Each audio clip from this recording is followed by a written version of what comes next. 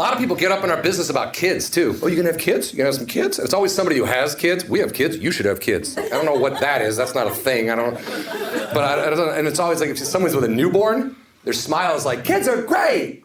But then if you look into their eyes, right? We need souls to eat. Get over here. You're like, I'm gonna back up a little bit.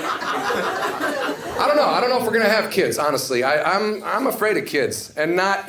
I'm not. Sorry. I'm a grown man. I'm not afraid. Like if a kid wanted to fight me, I'd kick his ass. You know, I'm not like afraid of a kid. I just mean the idea of being a father brings me anxiety. Do you know what I mean? What I'm most afraid of is dad anger. If you're not familiar with dad anger is a legitimate disease. It affects 99.9%. And you guys... It's essentially irrational anger and inanimate objects. That's what it is, really. And you can't stop it. There's no cure for dad anger. Like the pill companies aren't coming out with anything. There's no commercials of like dads awkwardly dancing on a pier. Like, do you suffer from dad anger? Take this pill, go bald and lose your boner, or whatever horrible side effects they would throw at you. But I do think if you're gonna be a dad today and you want to avoid dad anger, I honestly think marijuana might be a legitimate cure, okay? Now look, I'm not a scientist, but I've done my research, okay? There's no other cure. We need to figure this out, but this is what happened. Last Christmas, I was back in town. I went to my friend Scott's. He lives in the burbs. Scott has 3 kids, a wife, a house, a job. It was a pretty normal life. So I went over to see Scott on Christmas Day. And that evening, his kids and his wife were finishing dinner in the other room. Now, me and Scott aren't animals, so we go to the garage to get high, right? Then we come back inside pretty quick because it's December and it's freezing. So we're in the kitchen having some beers, catching up. Youngest son in the other room thinks he's done with his meal. He's not. Picks up his plate with food all over it, starts swinging around his head like a lasso, comes running into the kitchen, runs in between me and Scott and just whips the plate into the sink at 1,000 miles an hour. Plate chunks go flying up, food chunks, everything skips all over the place. It hits me, I jump back, I'm startled, like, what the fuck? The kid skips out of the room.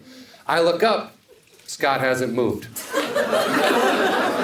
He just casually leans over the sink and says, dude.